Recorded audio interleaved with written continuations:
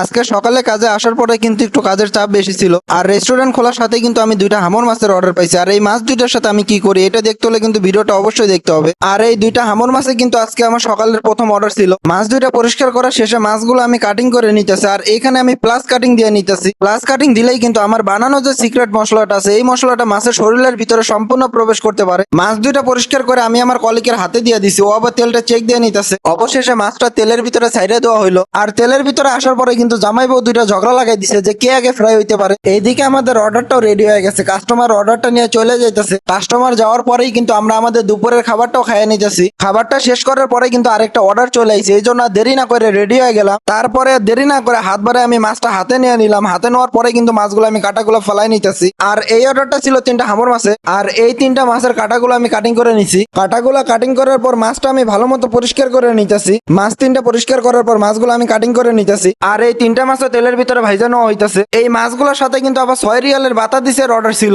আর আমার পাশেই কিন্তু আমার কলিগ আবার আমাদের খাওয়ার জন্য কেক রেডি করতেছে। কিছুক্ষণ পরে কিন্তু আমার হাতে 2টা স্যালামন পিসের অর্ডার চলে আসলো। খালি মুখে তো আর কেক খাওয়া যায় না, এই জন্য আমার কলিগ আবার কফি রেডি করতেছে। কফি খাইতে খাইতে আমি আবার মাছটা উল্টাই দিলাম। কফি খাইতে যায় দেখে আমার মাছটা রেডি হয়ে গেছে, এই জন্য আমি আর দেরি না করে মাছটার গায়ের উপর দিয়ে ভালো মতো মশলা মিক্স করে নিতেছি। মশলা মিশানোর পর কয়লার উপরে দিতেই কিন্তু মাছের তেজ আরো দ্বিগুণ হয়ে গেছে। মাছটা রেডি করার পরে কিন্তু আমরা আমাদের কেক খাওয়ার জন্য রেডি হয়ে গেছে। আর এই কেকটা কিন্তু আমার কলিগ ফার্স্ট টাইম রেডি করছিল। কেকটা দেখতে কিন্তু মাশাআল্লাহ অনেক ভালো দেখা যাইতেছে, কিন্তু এখানে আমাদের কেকটা রেডি হয় না, কেকটা কাঁচা ছিল। কেক যেহেতু খাওয়া হইলো না, এই জন্য মনের কষ্টে আমিও আজকের মতো আপনাদের কাছ থেকে বিদায় নিয়ে নিলাম। সবাই সুস্থ থাকবেন, ভালো থাকবেন, পেজটা ফলো দিয়ে পাশে থাকবেন। আসসালামু আলাইকুম।